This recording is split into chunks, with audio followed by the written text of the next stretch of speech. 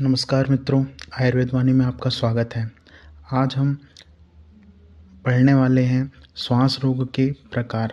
इससे पहले वाले वीडियो में श्वास रोग के बारे में हमने ब्रीफ डिस्क्रिप्शन देखा था, जिसमें हमने उसका परिचय, निरुक्ति, निदान, संप्राप्ति, भेद के नाम जाने थे। इसके पश्चात हम इस वीडियो में श्वास रोग के भेदों के लक्षणों के बारे में देखेंगे। तो सबसे पहले आता है महाश्वास।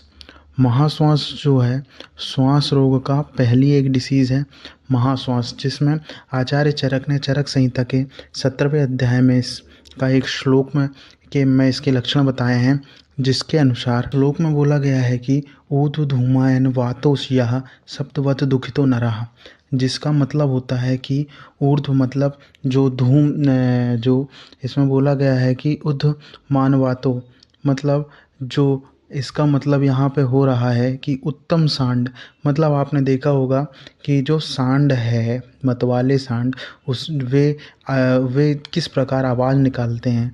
तो जो महाश्वास से रोगी व्यक्ति होगा उसमें उत्तम सांड की गर्जना के समान शब्द निकलेंगे और उससे वह रात और दिन, क्या है कि जब इस प्रकार की श्वास होगी तो वह उसको ज़ोर से खींचेगा और ज़ोर से छोड़ेगा। ऊपर ज़्यादा तीव्र गति से खींचता है और तीव्र गति से छोड़ता है। तो यह महाश्वास का एक पहला लक्षण है। फिर बोला है उच्चय स्वस्मिति संरुद्धो, मतलब उच्चय मतलब ऊंचे स्वर से वह श्वास को अंदर लेगा, इनहेल करेगा और एक्सेल करेगा। तो यह महाश्वास का लक्षण है। आप यह एक स्पेशल लक्षण भी कह सकते हैं, क्योंकि अगले पांचों जो श्वास के प्रकार है उसमें किसी में उत्तम सांड या फिर मतवाले सांड के बारे में जिक्र नहीं किया है। आपको इसको याद रखना है तो महाश्वास में जाओ। महाश्वास में महा को उठाओ, महा से आप रखो महेश्वर। महेश्वर क्या होते हैं? महेश्वर भगवान शंकर का नाम है, जिसकी सवारी को जो किस पे सवार करते हैं? नंदी पे। नंदी मतलब एक प्रकार से उससे आप याद रखेंगे कि वह सांड मतलब मतवाले सांड के समान गर्जना इस रोगी में उत्पन्न होती है। उसके पश्चात अगली लाइन में बोला है कि प्रनष्ट ज्ञान विज्ञानस्था विभ्रांति लोचन। प्रानष्ट ज्ञान विज्ञान, तो ऐसी रोगी के जो है इस महाश्वासग्रस्त रोगी के ज्ञान विज्ञान में वायु की जब अधिक तीव्र गति से बढ़ जाती है और वायु से मतलब वो श्वास लेने में इतनी परेशानी होने लगती है उस रोगी को कि उसे उसका ज्ञान विज्ञान में लुप्त हो जाता है, मतलब वो अनकॉन्शियस हो जाता है, अचेतन कह सकते हैं एक प्रकार से, चेतना नहीं रहती, अचेतन होने लगता है। फिर उसके बाद अगली लाइन में विकृताक्ष नयन आनो, मतलब विकृत होना किसका? आनन मतलब मुख का विकृत हो जाना, अक्ष मतलब नेत्र का, बद्ध मूत्र मतलब उसके मल मूत्र में भी विकृति उत्पन्न हो जाती है। फिर उसके बाद आता है विशीर्ण वाक, मतलब उसकी वाक मतलब उसकी जो वाणी रहती है उसमें विकृति उत्पन्न हो जाती है। तो इस लाइन में हमने क्या देखा है, एक बार फिर से देखते हैं कि प्रनष्ट ज्ञान विज्ञान मतलब वात के अधिक प्रकोपित हो जाने से, मतलब श्वास नहीं ले पा रहा है तो उसका ज्ञान विज्ञान वह नष्ट हो जाता है, मतलब वह अचेतन हो जाता है। विकृत अक्ष मतलब विकृताक्ष आँखों में विकृता, और मुख आन्नो मतलब मुख में विकृति उत्पन्न हो जाती है। बद्ध मूत्र मतलब मूत्र में विकृति हो जाएगी उस रोगी की, और वाक विशीर्ण वाक मतलब उसकी वाणी क्षीण हो जाएगी। जिसमें बोला है दीना प्रशस्यतम चाश दूरा द्विजायते भ्रशम, मतलब दीना प्रशस्यतम इसका मतलब होता है दीन मतलब दीनता। एक मिनट, इसका मतलब होता है दीनता, मतलब ऐसे व्यक्ति महाश्वास से ग्रसित व्यक्ति के मुख में हमें दीनता झलकेगी, है ना, दीनता झलकेगी। और फिर चाश दूरा मतलब दूरा द्विजायते, मतलब जो रोगी को महाश्वास से ग्रसित होगा वह रोगी जब श्वास लेगा, श्वास को इनहेल एक्सेल करेगा, तो वह उसका साउंड हम दूर से भी सुन सकते हैं, मतलब दूर से ही उसकी जो है श्वास की तीव्रता और उसकी ध्वनि हमें सुनाई देगी। तो यह एक प्रकार का लक्षण होती है, यह प्रकार का लक्षण है तो हमने क्या क्या लक्षण देखा कि उत्तम सांड के समान गर्जना होगी, उसका ज्ञान विज्ञान नष्ट हो जाएगा, नेत्र में चंचलता होगी, मुख नेत्र में विकृति आ जाएगी, वाणी क्षीणता होगी, मुख पर दीनता जल जाएगी और श्वास की ध्वनि दूर से सुनाई देने लगेगी। तो यह महाश्वास के लक्षण हैं। है ऊर्ध्व श्वास। ऊर्ध्व श्वास में भी आचार्य चरक ने चरक संहिता के 17वें अध्याय के 49 और 50 श्लोक में इसका वर्णन किया है, जिसमें बोला गया है कि बताया है कि श्लेष्मा आवृत मुख श्रुतसा, मतलब श्लेष्मा मतलब होता है कफ। तो आचार्य चरक कहते हैं कि जो ऊर्ध्व श्वास के रोगी हैं, पेशेंट हैं, उनके मुख में कफ आवृत हो जाएगा, जिससे क्या होगा, जिससे उसके गंध का नाश होने लगेगा, या फिर हम कह सकते हैं कि गंध में उसको पीड़ा उत्पन्न होगी।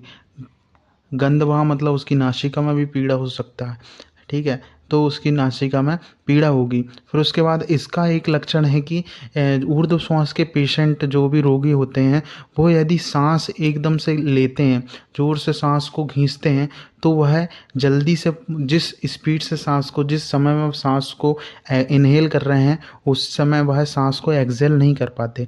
मतलब रोगी बाहर सांस छोड़ने में उसे पीड़ा होती है, वह सांस अंदर होल्ड हो जाती है। अब जब हाँक मतलब जब श्वास अंदर आपने खींचा है, अब वो होल्ड हो जाएगी, तो उस समय हमारे नेत्र की दिशा ऊपर हो जाती है, हम ऊपर की ओर देखने लगते हैं, ठीक है। और फिर जो श्वास है वह धीरे धीरे छूटती है। तो उसी में इसकी अगली लाइन आप देखेंगे तो उसमें बोला है कि ऊर्ध्व दृष्टि विसर्प विभ्रांत स्ततः, मतलब ऊर्ध्व दृष्टि, जब श्वास ऊपर की ओर खींचता है और एकदम से जिस समय वो खींचता है और नॉर्मली वो सांस नहीं छोड़ पाता है नॉर्मल रूप से, तो वह ऊपर की ओर देखने लगता है, ऊपर की उस, और जो श्वास है वह धीरे धीरे छूटती है। तो वही आगे भी बोला है कि रोगी देर तक श्वास छोड़ता है और दृष्टि ऊपर की ओर हो जाती है। उसके बाद बोल रहा है विभ्रमताक्ष, मतलब उसे विभ्रम होने लगेगा और उसका मुख जो है बार बार सूखेगा।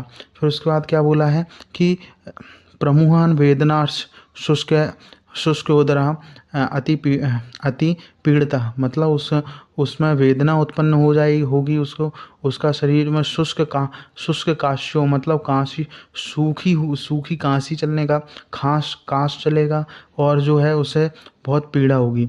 और कहाँ पीड़ा होगी, तो मर्म प्रदेश में पीड़ा होगी, अगली लाइन में बोला गया है। फिर उसके बाद बोला है कि ऊर्ध्व श्वासे कुपित हृदय श्वासे निरुद्धा, मतलब ऊर्ध्व श्वास कुपित होने पर आधा श्वास रुक जाती है। मतलब ऊर्ध्व श्वास, जब आप श्वास को अंदर लेंगे, इनहेल करेंगे, तो जब आप श्वास को इनहेल करेंगे तो उससे क्या होगा, एक्सेल जो है आधा श्वास बाहर निकालने के लिए, वह श्वास वहाँ रुक जाएगी। यह एक प्रकार से श्वास का विरुद्ध हो जाने से पेशेंट की मृत्यु हो सकती है। तो इस प्रकार हमने ऊर्ध्व श्वास के जो है लक्षण देखे, जिसमें सबसे पहले बोला है कि जो पीड़ित व्यक्ति होगा उसके मुख में जो है कफ आवृत हो जाएगा, और कफ आवृत होने से उसकी गंध वहाँ में जो वात होगी वह दुष्ट हो जाएगी, उसमें पीड़ा उत्पन्न होगी।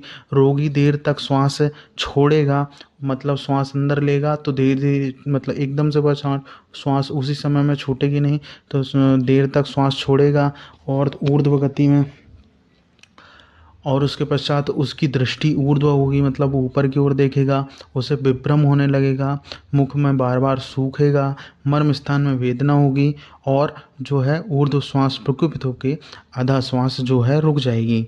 इसके पश्चात आप देखते हैं छिन्न श्वास। तो छिन्न श्वास में बोला गया है कि यस्तु श्वसमिति विच्छिन्ना सर्व प्राणेन पीड़िता, मतलब इस प्रकार के रोगी में सभी प्राणों में पीड़ा अधिक उत्पन्न होती है, और वह जो है ना व श्वसमिति, मतलब वह रुक कर दुख पूर्वक कष्ट से श्वास लेता है।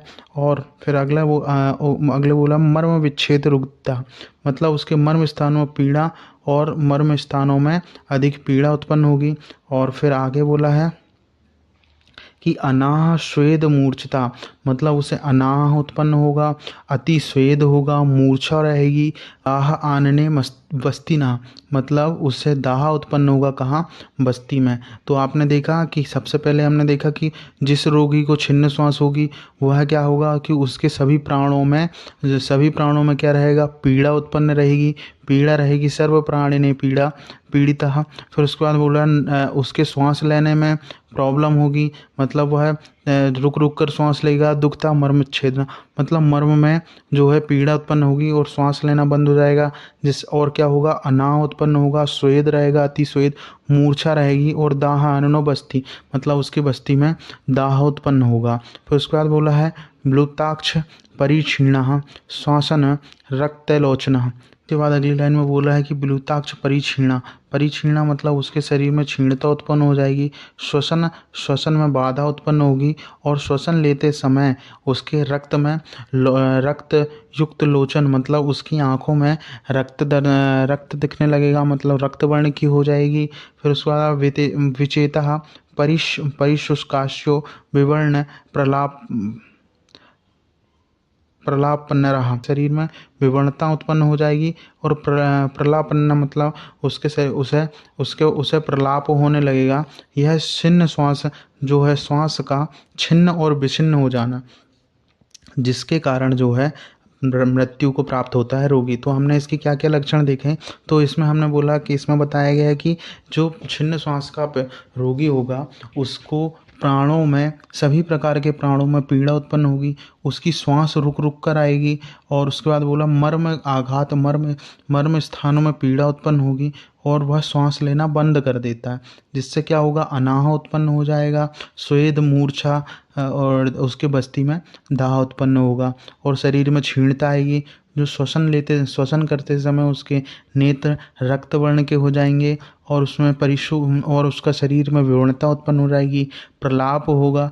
इस प्रकार के छिन्न विच्छिन्न, मतलब इस प्रकार के छिन्न श्वास जो है उससे रोगी मृत्यु को प्राप्त होगा। ठीक है, तो वही बात हिंदी में भी वही बोला है कि श्वास रुक रुक कर आएगी, मर्म स्थानों में पीड़ा उत्पन्न होगी, मूर्छा, स्वेद अधिक, बस्ती में दाह, आँख में लाल रहती है, नेत्र अश्रुपूरित रहेंगे, संज्ञाहीनता, मुख शोष, वर्ण विकृति, यह सब देखने के लिए मिलेगा। साथ तमक श्वास का वर्णन मिलता है। तो तमक श्वास में आचार्य चरक द्वारा दिया गया यह श्लोक जो है, उसमें जो श्लोक है इसमें सिर्फ और सिर्फ एक ही लक्षण इसमें प्रदर्शित है कि करोति पीनिसम तेन रुद्धो गुरगुरकम, मतलब तमक श्वास से जो पेशेंट है, तमक श्वास का जो रोगी है, उसके श्वास लेते समय घरघराहट की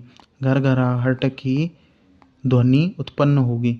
मतलब यह एक विशेष लक्षण है कि जब श्वास लेगा रोगी तो उससे घरघराहट की उत्पन्न होगी। बाकी तो ढेर सारे जो हो सकते हैं कि बार बार कांस आना है, कांस के साथ कफ निकलेगा, स्वर भेद है और मनुष्य टेढ़ा हो जाएगा, लेकिन इसका मेन जो है कि घरघराहट की आवाज़ उसके श्वास लेते टाइम निकलेगी। इसके पश्चात हम देखते हैं तमक श्वास के भेद। तो तमक श्वास जो है दो प्रकार से बताई है कि पहला एक है तमक श्वास और दूसरा प्रथमक श्वास और दूसरा है संतमक श्वास। तो प्रथमक श्वास क्या होती है कि प्रथमक श्वास में इसमें बोला गया है प्रथमक श्वास के समस्त लक्षणों के साथ ज्वर, मूर्छा भी उत्पन्न हो जाए तो उसे प्रथमक श्वास कहते हैं। इसका मतलब बोल रहा है कि जब किसी पेशेंट को तमक श्वास है तो उसके साथ साथ उसके उपद्रव के रूप में यदि ज्वर और मूर्छा उत्पन्न हो जाए तो क्या होगा, प्रथमक श्वास होगा। इसके पश्चात संतमक श्वास। तो संतमक श्वास में क्या बोला है कि जो तमक श्वास उदावर्त, राजकर्ण, अजीर्ण, आर्द्रता तथा वेग धारण से उत्पन्न हो, तम से बढ़े और शीतोपचार से शांत हो जाए, उसे क्या कहते हैं, संतमक श्वास कहते हैं। जो कि अंधकार में, जिसमें पेशेंट क्या होता है कि अंधकार में पड़ा हुआ महसूस करता है, मानसिक दोष प्रभावी होते हैं। और प्रथमक श्वास है उसके लिए हमें जो है शीत पदार्थों के सेवन से लाभ मिलता है। इसके पश्चात शुद्र श्वास के बारे में बोला है कि शुद्र श्वास में बोला है कि रुक्षाय शोधभवः कोष्ठे क्षुद्रो वात उदीर्णः, मतलब रुक्ष श्वास में अन्य श्वसनों की तरह रोगी शरीर में कष्ट नहीं होता। और इसका तो सिर्फ आपको श्लोक से ज़्यादा श्लोक याद नहीं रखना है तो कोई बात नहीं, आप सिर्फ इतना याद रखें कि क्षुद्र श्वास में जो है किसी भी प्रकार का कष्ट नहीं होगा। और जो है क्षुद्र श्वास में यदि पेशेंट विश्राम कर ले रहा है तो वह ठीक हो जाएगा। और जो है अनेक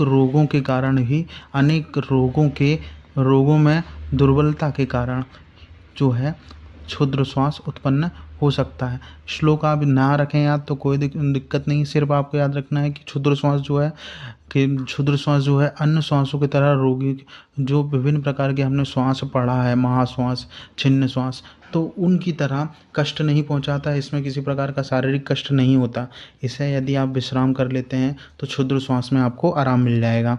उसके पश्चात अगला है साध्य असाध्यता, मतलब किस प्रकार की श्वास जो है, श्वास रोग जो है वह साध्य है और किस प्रकार का असाध्य है। तो महाश्वास, ऊर्ध्व श्वास और छिन्न श्वास ये असाध्य रोग है। महाश्वास, आपको याद है महाश्वास हमने पढ़े थे महेश्वर, मतलब यहाँ पे क्या है, सांड के समान गर्जना उत्पन्न होगी। ऊर्ध्व श्वास है ना, ऊर्ध्व श्वास में क्या होगी कि व्यक्ति सांस लेगा और उसकी सांस ऊपर ही रुक जाएगी। और छिन्न श्वास में क्या, मर्माघात के कारण दर्द, पीड़ा उत्पन्न होगी। सभी प्राण, सर्व प्राण पीड़, पीड़ मतलब सभी प्रकार के प्राणों में पीड़ा उत्पन्न होगी, सभी प्रकार के प्राण में पीड़ा उत्पन्न होगी। यह 3 प्रकार के हमने इसमें विशेष लक्षण देखे थे।